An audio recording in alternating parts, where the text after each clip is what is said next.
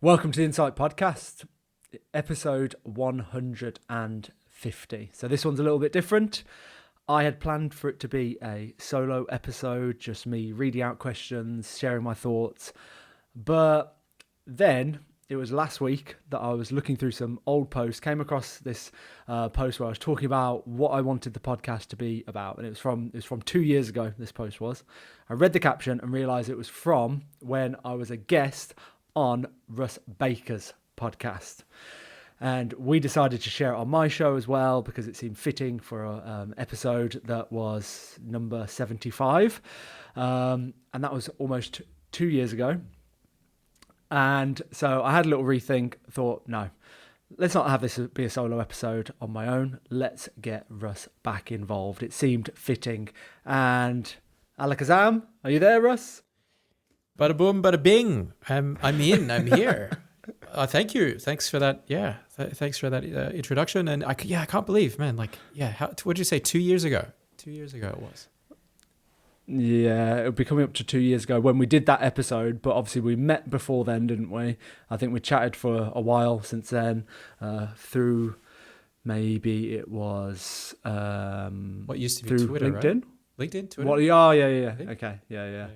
Yes, exactly. Through a love of the planet and food and interesting people, and yeah, bonded ever since. And yeah, it's been a while, and I got a little bit emotional when I was looking through, when I kind of realised that and saw how long ago it was, thinking about the podcast, how long we've known each other, and the fact that, yeah, we've just kind of stayed connected, but also I'd like to think carried on with kind of giving each other a lot of support and encouragement. I've definitely felt a lot of love from you towards me, keeping me on track, picking me up when I've been down, celebrating my wins, all that good stuff. So yeah, it seemed fitting for episode 150 to get you on to celebrate this milestone. But also because we've got some kind of pretty big plans for the future. Whoa, that doesn't sound great, actually, does it? Are we doing this? Hold on. I know what you mean. I think everybody knows. Yeah. Hopefully, yeah. We've got some plans with a project that we've launched, which it'd be cool to talk about. Maybe at the end of the episode, we can share some more about that. Yeah, so stick around, listeners, for a bit of a life update of what I'm doing and collaborating with Russ on as well. But first, episode 150. Some questions I asked people out there in the community. I shared on social media, Instagram, LinkedIn, inviting people to ask me questions, and I've got some good responses back. And the other thing about this episode, I thought it'd be great to have you reading those questions out rather than just me reading them out, giving my thoughts. You could read them out. That will make for something maybe a little bit more dynamic, a bit more back and forth. You'll kind of maybe prod me to kind of expand on answers more than just the kind of the answer that I'd already kind of prepared or thought about. So that was my thinking. This probably isn't the best introduction I've ever done, but that's fine. It's okay. I've been called worse, before, but not at all. No, look. I want to address the rumors that are out there about you that you're a wonderful person and that it's 100% founded in reality. You're an amazing human being. Look, if it wasn't for you saying yes to that DM, however many years ago, you would have got to 150, 100%, but we wouldn't be sat here now and talking about this. So yeah, I just appreciate the fact that your openness, your willingness, your flexibility, your desire to grow, watching you go through trials and tribulations, come out the other side a better, stronger person has just been a joy to watch and behold. And that's what I'm saying now at 150. And I look ahead to 300, 450, whatever. And it's like the Sam that I knew back then has absolutely blossomed into this amazing, man. And to think where you're going to be in the future is just like, yeah, an amazing thought to have. And again, just thank you for being you. And thank you for, it goes two ways. That connection goes two ways. So thank you for reciprocating and being there as well and helping to, keep that relationship going, because it takes two to tango, and you've definitely done your fair share of salsa. There's an analogy in there. I'm not hitting it, but you know what I mean. Cheers, man. Appreciate that's very kind words that I did not pay you to say, did I? And that was not scripted. I didn't realise. What's the script? No.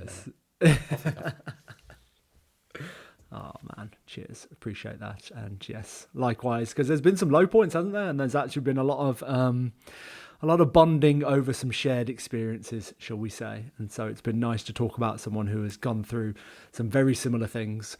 To have that sounding board has been valuable, very, very valuable. And like I said, picked me up when I've felt a little bit, a little low.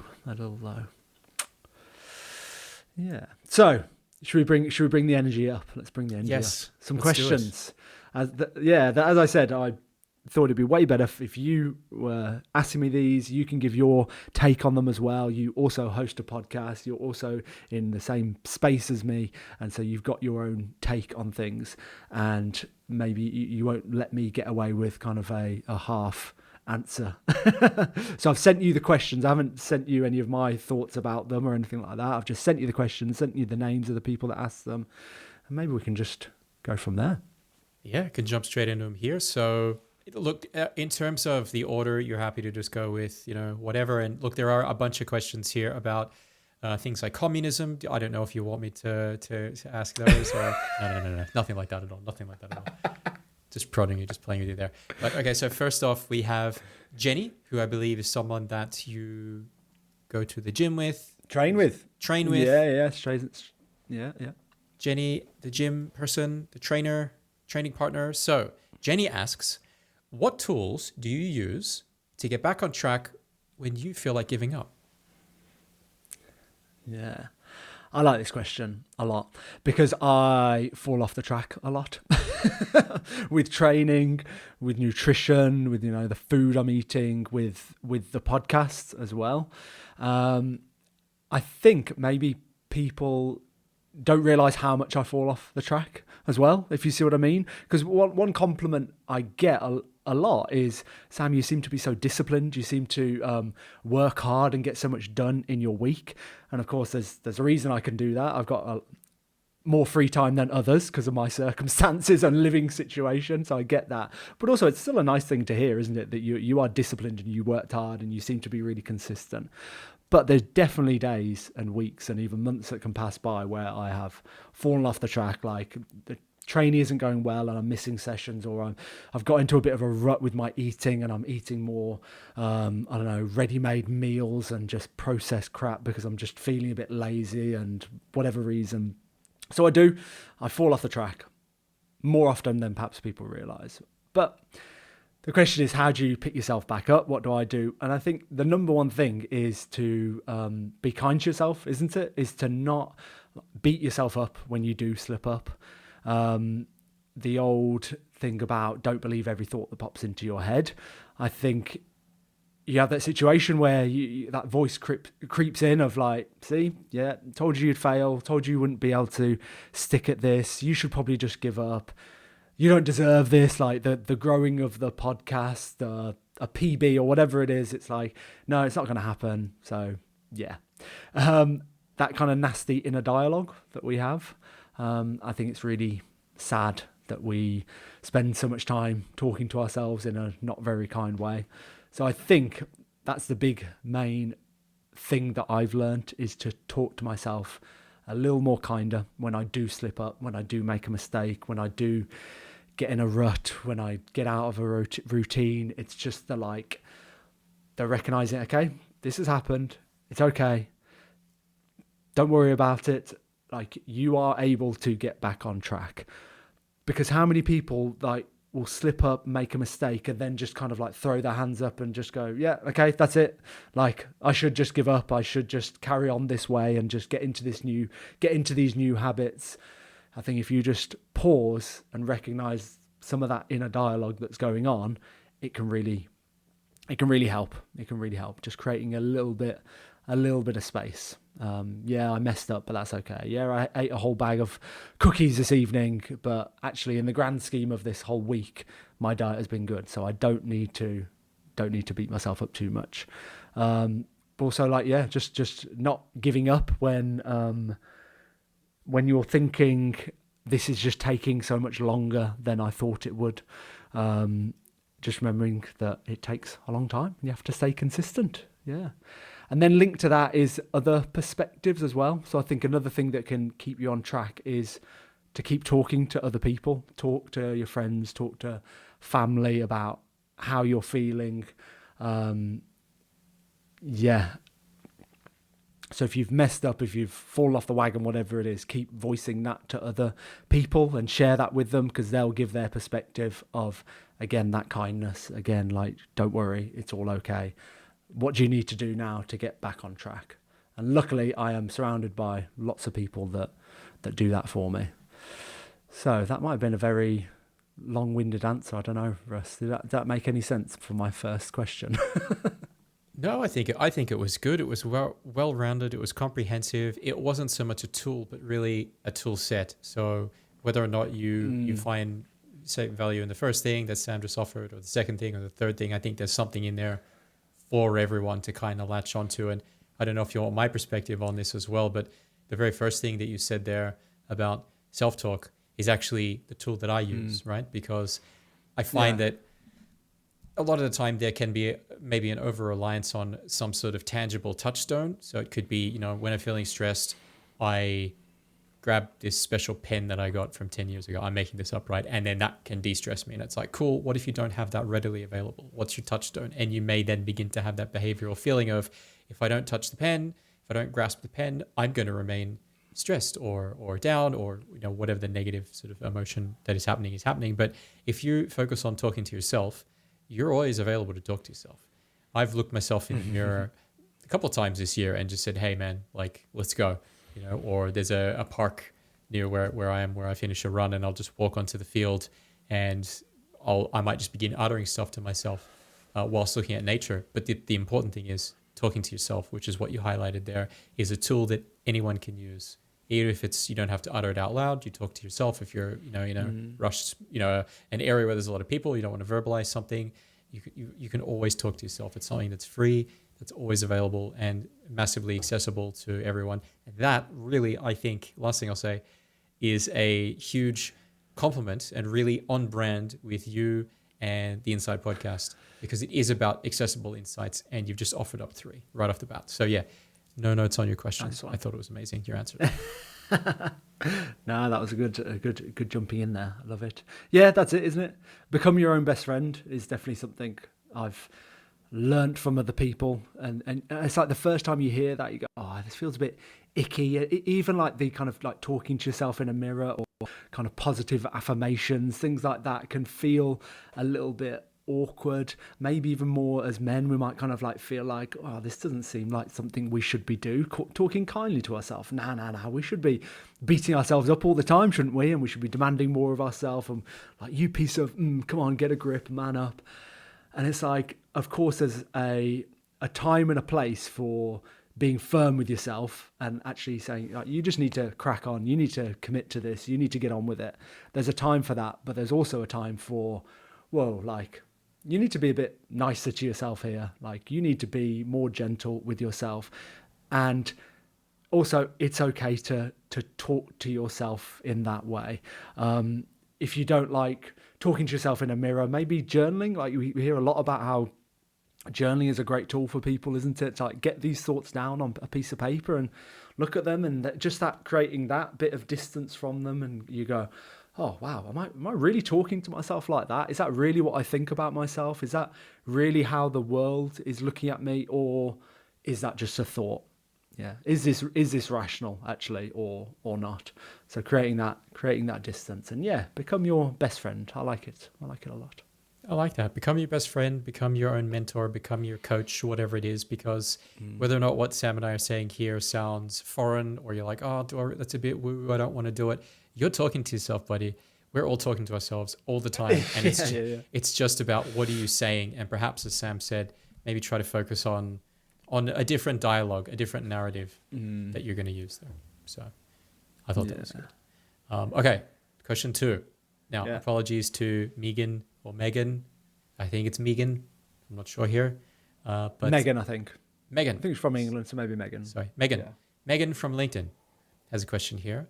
Mm. What practices or mindsets have actually helped you to feel more grounded and content without relying on quick fixes or expensive solutions? This is a cool question because this is a someone that's connected on social media, but I don't think we've ever talked kind of like shared any personal messages. I don't think we've ever met in person. So I like the question because it seems to reflect what I'm putting out into the world. Because if she's asking a question about without relying on quick fixes or expensive solutions, to me, that means I'm putting stuff out there into the world that means that people know that I don't rely on quick fixes and expensive solutions. So I like it because, yeah, I don't. And I think that's what you're about as well. And that's what the message that I'm trying to put out there is that you don't need all the stuff. You don't need all the products. You don't need to spend loads of money. But also that this is a long-term game, isn't it? That we're not going to feel better within a week, despite what you might see on social media, despite some of the promises that you get from influencers, etc. So, love the question. What practices or mindsets have actually helped me feel more grounded and content? I think it's without doubt meditation has made has had the biggest impact on me. I first tried a guided meditation a long time ago. I think I was kind of in my mid-20s, over 10 years ago. And it was from a hypnotherapist that I'd been encouraged to go and see by my mum. My mum encouraged me to see this guy when I was struggling with anxiety and in a difficult relationship. Some different things were going on, and had told my mum about it, and she, as I said, encouraged me to go and see this hypnotherapist. And since then, it's really been it's been a bit of a game changer. I've tried lots of different approaches. I've used the different apps that we know about. I've tried guided meditations. I've tried just setting a timer. And all of them have worked, in inverted commas. They've all kind of worked in different ways. I've enjoyed doing guided meditations for a period, and then enjoyed just a timer. I've used apps sometimes, and then I've just used my watch and different things like that. But I think the point is I've stuck with it. I've been consistent. I think I've had a streak of, 100 days or even more. I think I even got up to 300 days at one point where I'd meditated every day. And yeah, I think that consistency has really made a difference.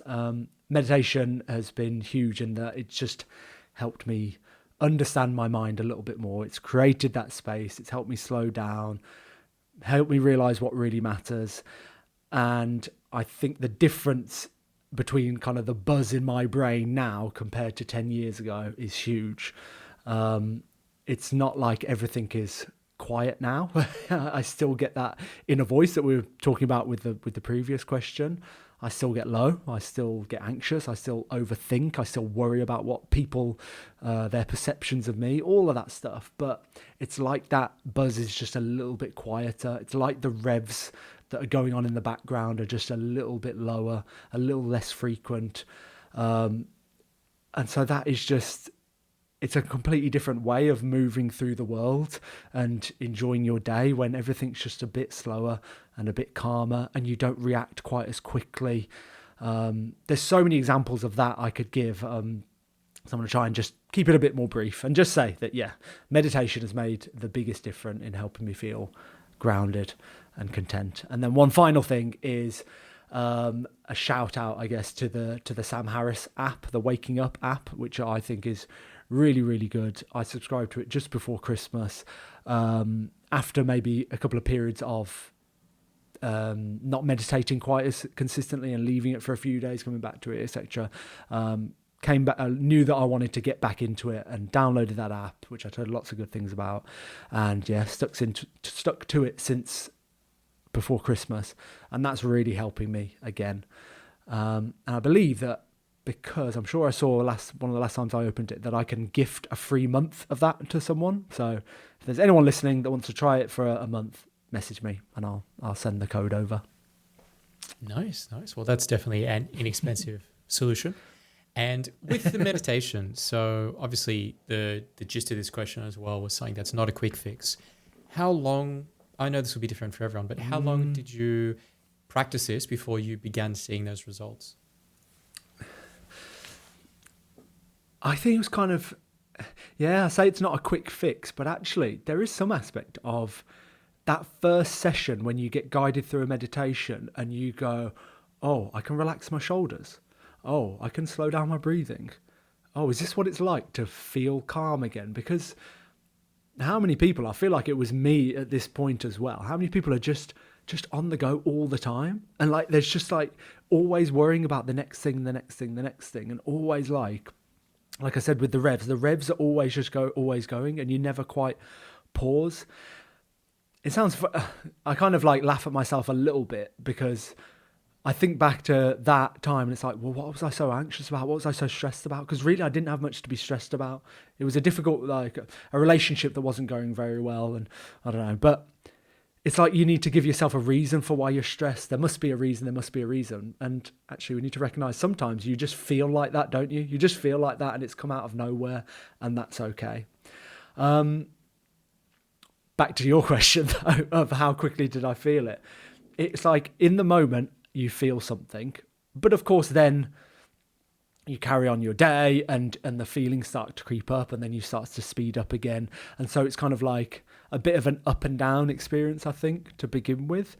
But then it's like the waves of the up and down just start to get a little less frequent and a little less violent every time they hit. And I think that took a good few months, maybe even a good couple of years for it to really, really start to slow down, where I think to compare myself now to 10 years ago is huge. So I think it's a bit of both. Like you can feel like that instant relief, but then it's the consistency that means that you can be enjoying those feelings of calm and contentness throughout your day more often, is if you keep up the practice. You've got to keep up the practice. It's a bit like breath work, isn't it? You can do a breath work practice, do some Wim Hof or something, and in that half an hour can feel absolutely incredible. But if you don't keep up the practice, you'll slip into your old patterns and your old habits and your old ways of thinking and that kind of stressed out version of you. Whereas actually, if you get consistent and you devote a bit of time every single morning maybe to this, then you just start to notice the buzz quieten down, and that might take weeks, months, years to really start to enjoy the benefits. So sort of, I'm hearing sustaining the practice similar to, say, the gym, where you'd have an initial some endorphins, you get on a bit of a pump, but that's a short-term thing. But really, the play is long-term, right? Consistency, and really getting into the keys in the word, the practice of it. Exactly. Yeah, exactly like the gym, because you can just do one session, can't you, of upper body, and like you say, feel the pump and even kind of see the results directly, see the results instantly, look in the mirror and go, oh yeah, because like the blood flow and everything, it's like, oh, well, this is what I could look like if I keep this up for another 6 months. But yeah, you've actually got to, if that's what you want to look like all the time, then you've got to keep going to the gym, you've got to keep lifting weights. Yeah, I like that analogy a lot. Nice. Well, okay, so next up we have Adele. You know Adele? That's like, okay. Here we go. You haven't shared that with me before, but okay, so Adele, who's been also a 2-time guest on your show, asks, how do I know the difference between if I say yes because I actually want to, or because I feel I'm expected to? Yeah, another very talented Adele, but more in the coaching sense. Yeah, who's been on twice. Adele Kamel Whitley, who always, the last 2 times that she's been on the podcast kind of will like poke and prod me as well to give her some proper answers. And the 2 episodes have been really cool because it's been those podcasts where it's really back and forth with a guest. It's not like the guest talks for 10 minutes, which of course like has its place and that's great when they're explaining some concepts. But with Adele, it's very much like, how does this apply to you, Sam? And what do you think about this, Sam? And why did you say that? And why did you change your facial expression at that point, Sam? I noticed that. And it's like, whoa. Nice. Yeah, it's really good because she definitely digs a little deep and starts to like make you understand your thought patterns. So this question I should have expected from Adele, something along these lines, where it's a bit of a an uncomfortable one, because you ask yourself this question. It's like, oh yeah, I do that. Why do I do that? Yeah, why do I say yes to things when actually I'd like to say no? So the question is, how do you know whether you're saying yes because you want to or because you feel you're expected to? That's the question, isn't it? Is that right? Pretty much, yeah. I that's sort of how I got that. Yeah. And I think it's like a gut feeling, isn't it? It's an instant feeling when you're asked to do something and you're yes or no. There is that like kind of millisecond before you say yes, where it's like, oh, I don't want to do this, but you feel like you're expected to say yes because of whatever role that you've got within for that person. Feelings of guilt, feeling like you owe someone. So all those different reasons meaning that you say yes almost instantly. But I think there is a little twinge, but just before that yes, where you go, oh, I'm not sure I actually want to say yes here. But the automatic response is just saying yes. But if you are someone who is taking some time to reflect, if you are someone who's maybe getting into meditation or mindfulness or breath work, and it's like all these questions are kind of linked, aren't they? If you're doing some of the work that we've talked about for already and creating that space, you just have that moment to yourself where you go, oh, like, actually, I'm not sure about this. If you create enough space, you can evaluate that before the brain sends a signal to your mouth of yes, and actually you pause and think and instead go, oh, can I get back to you on that? Or can I let you know? Or can I let you know in 5 minutes? Whatever it is. So I think it's about the slowing down, the listening to your inner voice, and trusting that inner voice rather than just going along with the patterns and the habits that you've always done because of any expectations that you've placed upon yourself or expectations that you think other people have got for you. Does that make sense? It does make sense. And I think it's also situational, right? Because if something is perhaps low stakes, all things being equal, and you've got the time and the space to answer something, you may be able to invite that mindfulness and actually be able to come up with, well, I'm gonna listen to my instincts here, as the sort of gist of what I was getting from what you're saying. But what if someone has that pressure applied to them? What if someone is in a bit more of a frantic situation? Do you have any sort of advice there about where they can actually find a way to invite that mindfulness to be able to make that right choice? Yeah, I don't. Maybe it's like you need to get into the habit of like practicing a little cue for yourself.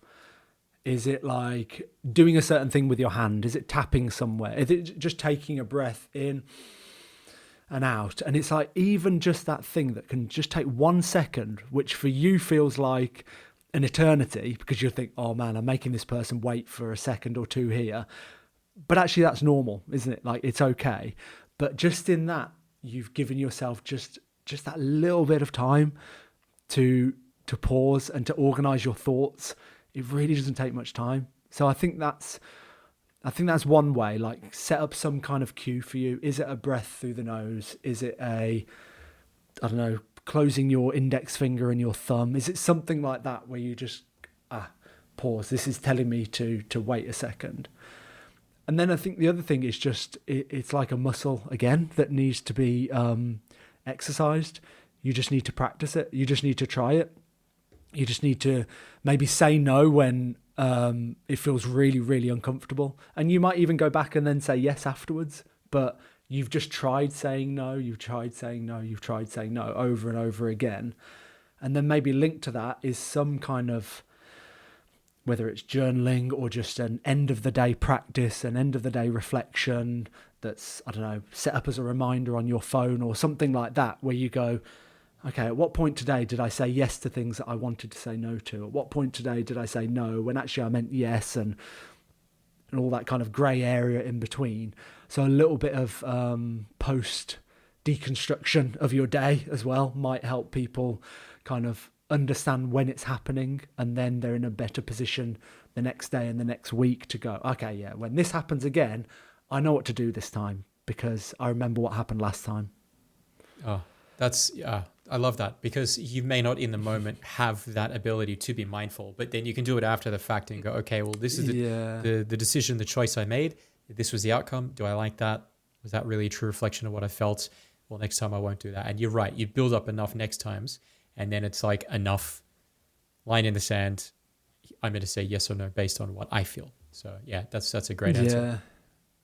It feels like, I'm sure I've seen like some kind of dating advice or kind of approaching people advice, where you're so worried about going up to a potential date to ask them out or just to chat to them or whatever, that you never get to do it. And so one piece of advice I've heard is that, is it like 100 days of rejection or something like that, where you start to go up to people and ask them things where you know they're going to say no, or they're very likely to say no, but it's nothing to do with dating. You're not trying to ask these people out. It's just something like, can I get a discount on this coffee, or can I get a free sample of that? And like, I don't know, the barista in the cafe or something, like, what are you talking about? I'm not going to give you a discount. I can't do that. But you just get into the habit of asking for little things where you might get rejected.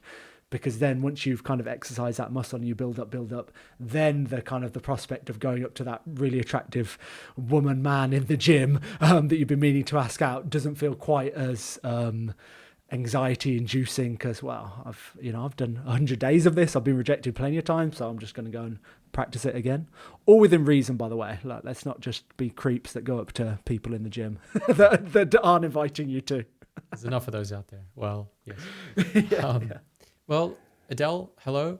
Whether or not you're crying your heart out or rolling in the deep, I hope Sam's answers there were able to give you some clarity.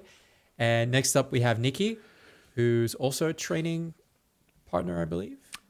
Also from the gym. Yes, exactly. Yes, my buddy Nikki, who we're going, it's his stag do next weekend. I think we're heading out for a couple of beers, so that'd be cool. Yeah. Nice. So Nikki asks, or states, women support women. So why do men women support women. So why do men tear down men in some circles? Controversial, yeah, perhaps. We kind of warmed up to this question, didn't we? Like, had it a bit further down the line, because, oof, this is a big question. I had to read it again as well, because I thought, hang on. Yeah. Well, anyway, sorry, over to you. Yeah. So women support women. Why do men tear down men in some circles? I think it's just like a very complex question that I don't really feel qualified, experienced enough to answer. But I will try and give some thoughts on this. I guess, why would men ever tear down other men would always be linked to status, wouldn't it? Like, if you can make the other guy look like a bit of an idiot, a fool, if you can question his masculinity, his worth, then in some way you've won that bit of a game, and you can then put yourself in a higher status position. And that's all about, like, I don't know, evolutionary psychology, and you know more about this than me, I think, Russ, but it's all about status, and it's all about then, of course, attracting more mates, passing on your genes. Like, if we get right into the deep of it, that's what it's all about, isn't it? So anytime men are tearing down men, I guess that's what it comes down to. But it feels like I can't offer much more for that question, because I'm not sure how much of this I see of men tearing down each other more than women are tearing down each other. I guess that happens, but yeah, it's like we see women's causes being elevated and supported by women, but also men are trying to elevate women's causes and support women as well, despite maybe some of the narrative we see on the internet. It's like the vast majority of society is embracing women's causes, fully gets behind them, money is put behind it as well, and just like, yeah, there is that support for women and for other groups as well. What I see is that men's issues are the ones that are kind of ridiculed or are ignored, and it's not men tearing down men, it's women tearing down men. That's what I see a lot more of. I see a lot more of women tearing down men. I mean, the amount of kind of vitriol and teasing and lack of sympathy that I see towards men on the internet is pretty shocking and heartbreaking. And it might be that this is my kind of it's just the space that I am in, and then the people who like the people that are being shown my posts, like the algorithm knows that. Do you know what I mean? Because I share stuff about men's mental health, and I talk a little bit about feeling lonely, and I talk a little bit about what it's like being a single man, and the response I can get to that is not sympathetic at all. It can be women just telling me that I'm an idiot, and well, this is what you get, and oh well, all the men I know, like, this is what they deserve, and it's like, whoa, whoa, whoa, whoa, whoa. So I see a lot of that. I just see a lot of women tearing down men, and men's issues getting ignored, or like I said, just taking the mickey out of, etc. So yeah, I see it a lot. I see posts about men's mental health, about self-harm, about suicide, about male loneliness. It's just kind of met with this disdain. And I think it might be shocking for people to hear, but if you don't see that, then yeah, look at the comments when some of these issues are raised. Like, I can send people like accounts and people that are trying to advocate for men and bring up men's issues, and look at the comments. Just look at the comments about that are just like trying to shoot it down and say, well, this is what they deserve, and haha, yeah, male loneliness, or give me a break, whatever. It's literally responses like that, and it's really, really, really hard to see. So I guess I haven't really answered the question, but I've tried to give my kind of 2 cents about what I think about the state of play is for men and men's mental health. I think it's a fair analysis. It is difficult. You're right. Neither of us are, clinically qualified to talk on these topics. But then at the same time, we're human beings, and we have the right to espouse, opinions, educated opinions, and things like that. Look, and if you don't mind me putting in my sort of 2 cents here. Yeah, definitely. It is a challenging time to be a man. It's always a challenging time to be anything, but I think especially now, it is a challenging time to be a man. There are, I also want to try to answer this question as well, but you do tend to see more of the highlight put on women's issues, and that's not a whataboutism, and I'm not at all advocating for that, but as someone that grew up and was raised in an all-female household, had a majority of friendships and friends were female, majority of working groups were female, leaders were females, teachers were females, right? And I want to say that's like a 70 or 80 to 20 to 30 type sort of mix there. So pretty well versed in that. I would see a heck of a lot more women putting down women than even women putting down men, although that has begun to shift lately. But I would see a lot more women fighting and bitching and complaining about women versus when I was in these gossiping.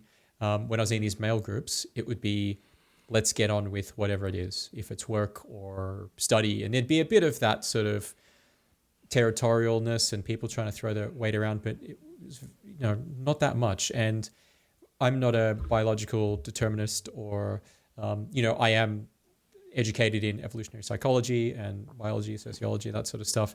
You would tend to see some default behaviors there, and it would be women attacking and putting down women.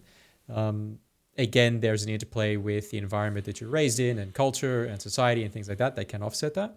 But I guess what I'm trying to say is, at a grassroots level, the default behavior did seem to be women would be attacking women emotionally, men would attack men physically. Men do not have that emotional maturity or muscle built or anything like that, because growing up, if you're, two guys knocking around, you have a problem, you might have a dust up, wrestling match or two I've been involved in with you, we'd call them punch-ons, where you'd exchange blows and stuff like that. People would rush in and sort of, separate you, and you go on about your day. You might be fuming at this guy for a day or so, but then you kind of get on with it. Whereas I would find, and research bears this out, women wouldn't have that strength to rely on, and physical strength I'm talking about here. They're plenty strong in a lot of other elements, but they wouldn't have that physical strength to rely on. So instead of a dust-up, they would character assassinate each other. They would spread rumors and gossip, and that would be their physical abuse. It would be emotional abuse. And the problem that we run into is when you're trained in those ninja-like abilities to be able to do the quick cuts, right? And you're a guy and you've never had to exercise that at all. You come together in a union or in the workplace or something like that. They're two completely different approaches, and they don't really end well for either. So I'm not saying women need to go learn kickboxing and men need to go learn the opposite, but I think we need to recognize that we do speak different languages, even to go as far as the fact that, and again, not whataboutism at all, but I've been in those groups where men have been ridiculed. I've been ridiculed trying to stand up for, broadly men's rights, and that's not well, you've had it so good for so long. This does not have to be a zero-sum game. Men and women should be trying to win together, because then we both truly win. Because if it's all one way or the other, look at history. It's generally not been great for either sex when it's been dominant in one regard or the other. And to that point when, I'm all for supporting, let's get rid of or try to diminish as much as possible violence against women. I think that is a very noble cause. There needs to be a lot of funding put into that. There needs to be a lot of research put into that. There needs to be acceptance at all different levels of government and right across the board.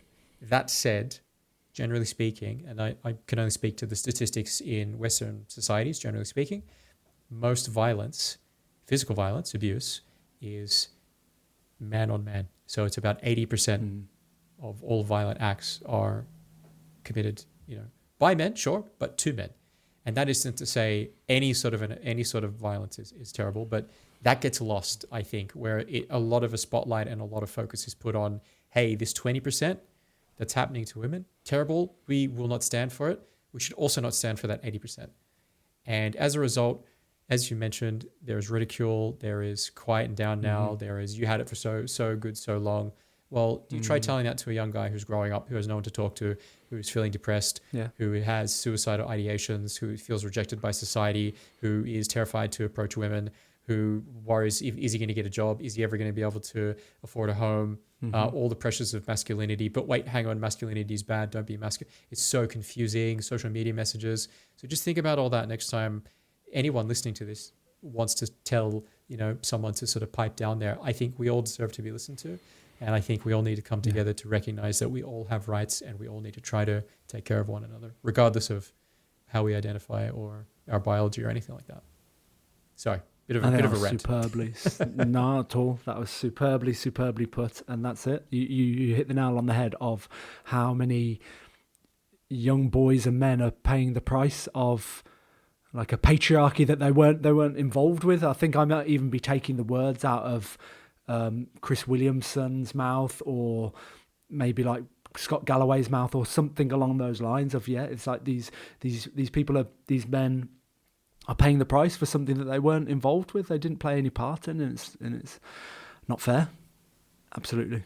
So many things that you hit the nail on the head there, and like this zero-sum game as well. It's like, it's funny, isn't it? We have to always kind of caveat any talk about men's mental health of, but like we understand that women are going through it as well and have had this, it's been really difficult and everything, but also men, like we have to keep saying that, and we shouldn't need to. Everyone should just be able to accept that we can work on lots of different problems at once. We can work on climate change at the same time as famine, at the same time as the obesity epidemic, like all this stuff we can work on at the same time. It's not one or the other. Like it's okay to say that men are going through some hard times at the moment. It doesn't detract from anything else. Well said. Oof. Okay. Deep, epic things we're talking about here. Let's try to lighten the mood, as you would say. So next question we have is Kate from, I believe you got this from Instagram. So Kate asks, yes, exactly. Where do you see the podcast in 5 years, and who would be your ultimate guest? And you can't say me or Kate. Nice. Love it. Yeah, kind of question I like. But in 5 years, I think just more of the same. Just business as usual in a way, because it's like I enjoy doing this. It has its ups and downs. It can be stressful at times. I struggle with time sometimes, especially more recently. I love doing it, and I think if it's more of the same, that's great. I get to talk to really cool people. I get nice responses from the internet. I get nice responses from people at the gym, from complete strangers saying this episode has helped. I really enjoyed this, and that's what it's all about. That said, if it keeps growing, and that means that I can invite on even more kind of experienced and high profile guests, if I can bring back on great guests that I've had on already for like a third, fourth, fifth appearance, because I'm still doing what I'm doing, so I've got an excuse to talk to those people that I've loved chatting to, the James Hewitts of the world, the Adeles of the world, and others. If I can get them back on, that's cool. If it can make a little bit of money, and that means I can up my production game, that would be awesome. If it means that I can create a bit more time for myself and do 2 episodes per week, how cool would that be? If I could be recording in a studio, how cool would that be? So it's kind of more of the same, but actually there are little ways that it could be growing that would be really fun as well. And then ultimate guest, I guess if I could have absolutely anyone thinking really, really big, it would have to be some of those people that have had the biggest impact on me in terms of my mindset, in terms of the way I move through the world, in terms of inspiring me to kind of think a bit bigger, to be able to sit down with those people face to face and question them about their story, and just to tell them as well, like, look, you did this for me, and I appreciate you. How cool would that be?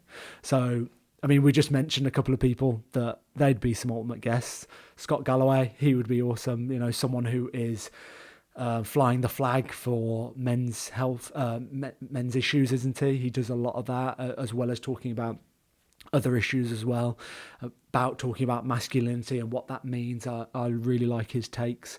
Chris Williamson, as someone who has talked to lots of interesting people and has inspired me in a huge way in terms of what I'd like the podcast to be. He would be great. Sam Harris, who I mentioned earlier, who has the Waking Up app. I mean, him in terms of his podcasts, I love his take on things when he talks about politics, when he talks about so many issues. It's like, yeah, he seems to talk a lot of sense. That would be great. I'm a bit of a history nerd. It's not as I've been doing it as much as I haven't been reading as much ancient history as as I used to, but I do love that topic. So if I could talk to someone like Yuval Noah Harari, man, that would be awesome. And then maybe some comedians as well to lighten it up a bit. Get like Ricky Gervais on, get Theo Von on, get like Dave Chappelle on. Like we're talking big here, people, listeners. I'm talking big here. Big names. I know this isn't realistic exactly for now, but if it was, absolute, worldy expectations, it would be those kind of people.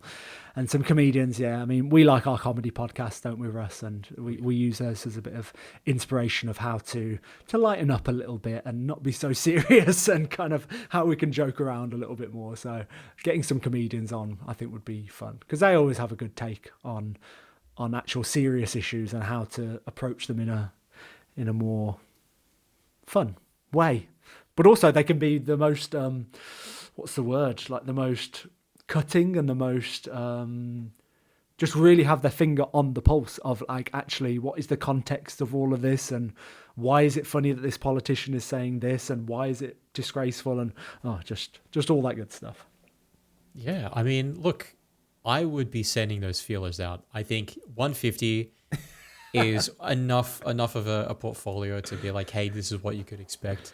And I would. You never know, right? Like right now it's a no, but then if you ask, you might get a yes. And then we might be seeing episode, 152 and it's Galloway, and then 153 it's Theo Von. You just need one of them to say yes, right? And it's only a matter of time. I don't know. I think it's just a matter of time. It's very ambitious, I think, but I appreciate the the encouragement.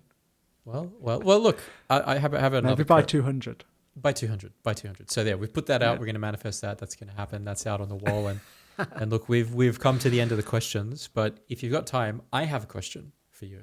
I have a question I'd actually like to know. Hit me. Okay, so 150. You have probably learned a hell of a lot. You have talked with so many people. You've discussed so many important topics. And just through that whole journey, the multi-year journey, through the hours of recording and prep and conversations and all that sort of good stuff, if you had a time machine, if you had a DeLorean or whatever, a telephone box, whatever is going on with Doctor Who over there, but if you had some sort of a device that could get you back in time, 2 questions for you. First off, and you've got this time machine, you can go back and you can intervene and talk to your younger self to potentially change the outcome to where you are now. My first question is, would you? And my second question is, if yes, what would you say to your younger self? So would I change my story? Would I change the mistakes, and would I change the ways I went about things? Is that the first part of the question? Yeah, if your life is an almanac and you can go back and give it to your younger self and be like, hey, we're going to change things up, would you? And then what would you do to affect that if you decided to? Would you just let young Sam record in peace and plan in peace and stay with the current trajectory? I think there are definitely some mistakes I've made that have shaped me, made me who I am, and I've learnt and grown. That post-traumatic growth that they talk about, like you going through a really difficult experience, but coming out the other side of it being more grateful for myself, more grateful for the people around me, more sure of myself and confident that I'm not going to let that happen again. And I've learned so much from this. I know how to handle people better, and I know how to be more firm and all that kind of stuff. So I think there are some mistakes that have happened that either I've made or some ways I've been treated and some things that I've gone through that I think have helped shape who I am. And I'm okay with that, because I am for the most part, very happy and very proud of myself and who I've become, for the most part. But I think going back, there are some things that I've done, there are some behaviours, there are some mistakes that I'm quite ashamed of and I don't like thinking about, and I don't like, it's almost like I've got to erase them from my memory. So I think if I went back, there are some things that I would change, I wouldn't have done, because actually I'm not sure how much they helped me grow. I think they were just a product of the circumstances and me not thinking straight, or me having such low self-esteem, thinking so little of myself that I just behaved that way because I thought it was the only option. And I thought it would make me feel better. And maybe in that moment, it helped me kind of distract myself, if you know what I mean. So those things didn't lead to any growth and actually just stir up a lot of shame, which I don't like. So I would go back and change those things. I would. And if I have children one day, there are definitely some bits of advice where I would be quite firm on things. Don't do this. That's a hard no. Make sure you don't do that. Make sure you don't do that, because you might feel like it, but it won't pay off. Even if my nephews or nieces ever, they sometimes come to me for little, we sometimes have some deep conversations, but they're getting a bit older now. So maybe eventually they'll come to me for some more advice. And it'd be the same kind of advice that I'd offer nieces and nephews as well. Like, there are some things that are just a hard no. Whereas there's other things, like going back to if I ever have my own children, there are some things where you've got to let children make their own mistakes, haven't you? You've got to let them go out and get rejected and drink too much and embarrass themselves. That's all, I think, part of being a child and growing up and making those mistakes that do help form your character. But there are just some things that I look back on and they're just big old regrets. And so if I could go back in time machine, I would erase them. And moving forward, when I have children, there are some things that I would be like, don't ever let this happen. Yeah, but even those things, I can imagine that you learn from them too, right? Like, you feel, without having to go into them, I can feel I'm getting a big whiff of I will never do that thing again, or I learned, not a good idea, right? So, I mean, if you erase that, what's to say that you wouldn't consider that? Like, if that's gone from your memory, you might be like, hey, maybe about, like I know I'll myself. Try that again. Yeah, I like cashews, but I can also eat too many cashews. And then I go, I am never eating cashews again. And then 3 years later, I'm like, why don't I eat cashews? They're delicious. It repeats itself. So that's my faulty memory versus a time machine. But yeah, I don't know. You may maybe you kind of need those battle scars too, in a way. Yeah. And again, even those ones, I guess, form part of the character, I guess. But do you see what I mean? That there are some things that are like, all I can see is the shame, and I can't see the I've learned from this. I can just see the why did you do that? Why did you do that?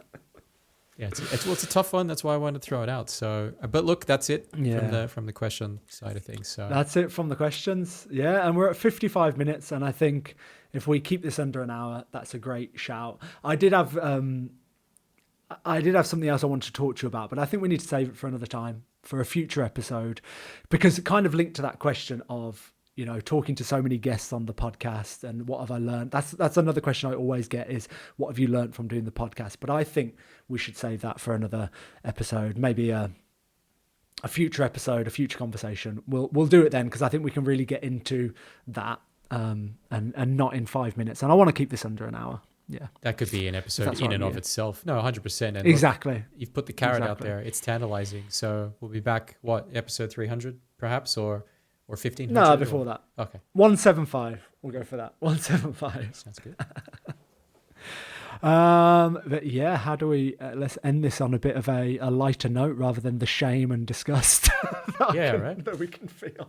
Look, I want to say something. I think it's a testament to your everything that you've mentioned in this episode, right? The highs, the lows, the self-talk, the consistency, the training, that you were able to get to 150 episodes.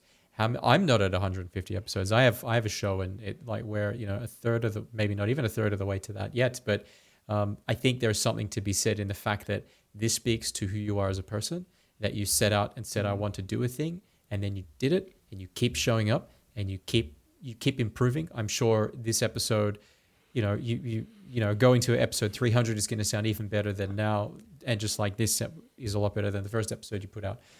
They're all quality though. People go back into the archives, listen to all of them. That's my message.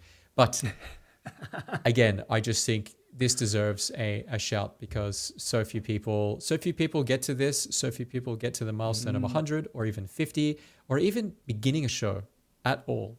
So you need to be told that. I think that needs to be said to you. So I know you're a humble guy, but congrats to you, man, for getting to this, and I can't wait to see the next 150 and beyond. Yeah, I appreciate that.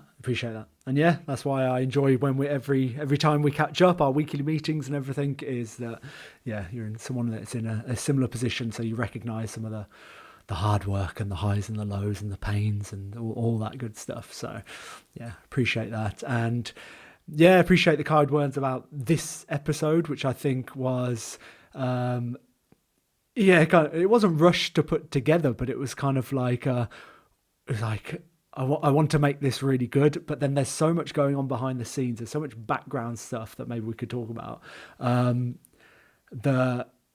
It maybe wasn't quite as polished as I would have liked it to have been, but I think maybe still it's kind of a testament, because even getting something like this out there, I couldn't have done 2 years ago. If I was in the same situation I'm in now, 2 years ago, I wouldn't have put something out there like this. Does that make sense? It does. But look, at the same time, this felt like New Year's. This episode feels like New Year's. New Year's Eve, everyone is like, well, what are we going to do? We're going to go over here, or no, we'll go over there, and no one wants to commit, and it's rushed and all the rest of it. And do you know, the best New Year's I've had is when we just picked one thing and did it, and we just focused on the people unplanned. And the energy, unplanned. That's what this feels like to me, in that, you know, I learned a lot about you through this as well, and I hope the audience did as well, got inspired, got some insights. Had to say it, got some insights. Wink. And I don't know. I think it was a good episode. That's just my humble opinion, in the episode. Cheers, man.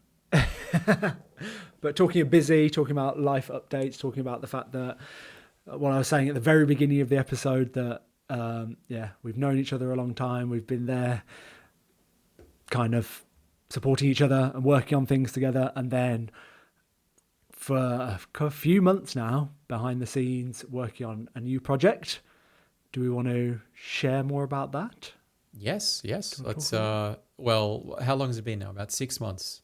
Yeah, I think about 6 months, right? So just before the end of last year, we decided to join forces and launch a media company, right? Because it's both it's in our wheelhouse. There are things that we are skilled at.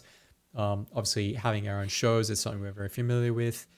Really, I mean, it seemed to come off the back of the fact that we've been mixing it up in these spaces: sustainability, technology, health, education, mental wellness, and there seems to be a lot of people in these overlapping spheres that we recognized are making a big impact in the world, but they don't have the rocket fuel behind them, or they're not showing up in the right way, or they're confused, or not like generally confused. They don't know, what do I do next? How do I get to that next step, that next stage? And it just made sense for us with what I was doing with AMR and what you're doing as well. Come together, join forces, combine our skills, cross the streams, so to speak, from Ghostbusters, and just try to, make in our own way a positive impact in the world. Help people who are helping people.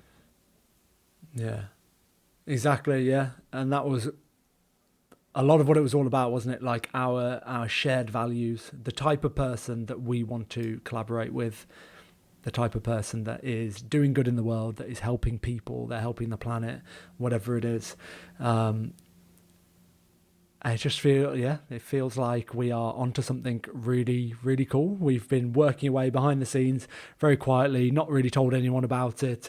And then about, a couple of weeks ago, put it out into the world. And now we are collaborating with some really, really, really, really cool people. Really cool people that are doing really good work.